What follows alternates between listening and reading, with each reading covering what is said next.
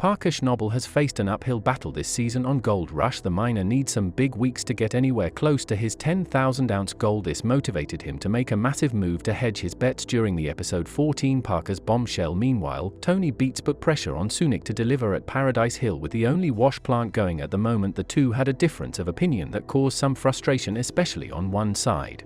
There looked to be a light at the end of the tunnel for Tony's eldest son Kevin, who was on the verge of getting his first gold as a first mine boss. Watch on to see how things unfolded. Parker Schnabel's bold investment. Over halfway through the season, Parker Schnabel has still been trying to get out of his money pit at Dominion Creek. Indian River has thankfully been paying out, bringing in $650,000 last week. Despite turning a corner, he GED only a fifth of the way to his 10,000-ounce goal. Looking for a game-changing move, he rounded up his inner circle Chris Doett, Mitch Blash, and Tyson Lee to break some big news. Parker Schnabel shocked his crew by announcing that he had purchased neighboring Gold Run in Sulphur Creek for $2.5 million.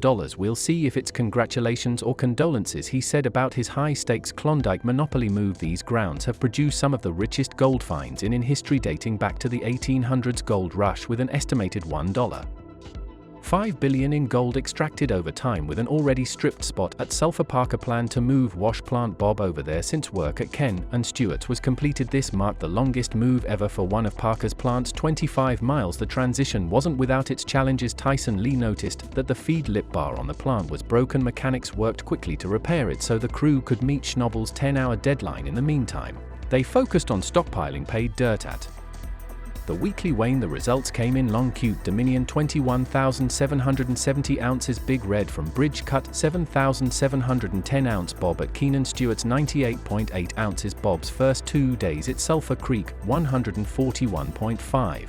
The total haul for the week added up to 535.1 for 8 boost. This brought Parker's season total to 288.50, a positive sign, but still far from his ambitious goal. Tony Beats versus Mike Beats at Paradise Hill. The king of the Klondike started the season strong with 3 wash plants running. However, Tony Beats has since taken a big loss on his Indian River claim while waiting for the ground to thaw. With Paradise Hill and the TRL being his only operational site, he depended on his son Mike to deliver results. Trouble struck when water started leaking out of the trommel, disrupting the SLES box 3 weeks ago. Mike had installed a rubber mat to stop a similar issue. However, Tony was skeptical of his son's solution. The baffles angled to pick up pay dirt were misaligned, sending pay and water the wrong way. Tony blamed Mike for not removing the baffles earlier, but when he took matters into his own hands, his fix made the problem worse. Mike then devised a new plan, placing 2 sheets of steel at the entrance of the TRL to redirect the splashing water. Though Tony was not on board at first,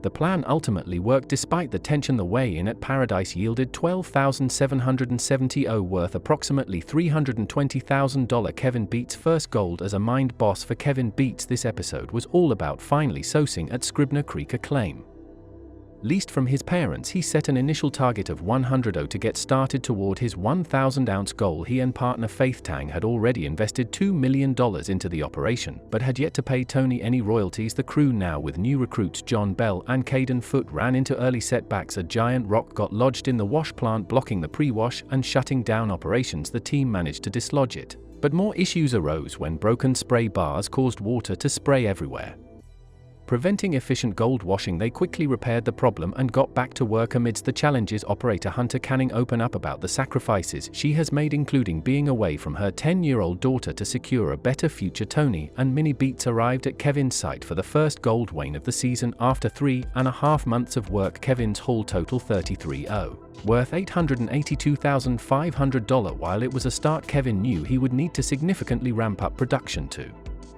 reach his goal. As the season progresses, the pressure continues to mount. Parker's massive land purchase could either be a game changer or a financial disaster. Tony's ongoing struggles with equipment and crew management highlight the difficulties of mining. Meanwhile, Kevin is finally making progress, but his success remains uncertain. With just weeks left in the season, the race to hit their goals is on. Will Parker's gamble pay off? Will Kevin find his stride? And can Tony keep his operation running smoothly? The challenges are far from over, and only time will tell who will strike it rich and who will come up short. Gold Rush fans can expect more high-stakes drama, mechanical breakdowns, and leadership struggles in the coming episode. Stay tuned for more Gold Rush drama where every decision could make or break the season. As Gold Rush Season 15 progresses past Episode 14, each mining crew finds themselves at a critical juncture, with the end of the season drawing near. Every decision carries Wait, and the choices made now will determine success or failure. Let's take a deeper dive into the state of Parker Schnabel. Tony beats and Kevin beats after this latest episode. Parker Schnabel, a risk taker in trouble. Parker Schnabel has never been one to back down from a challenge. His relentless drive for gold has propelled him to the top of the mining game, but this season his aggressive investment strategy has raised serious questions.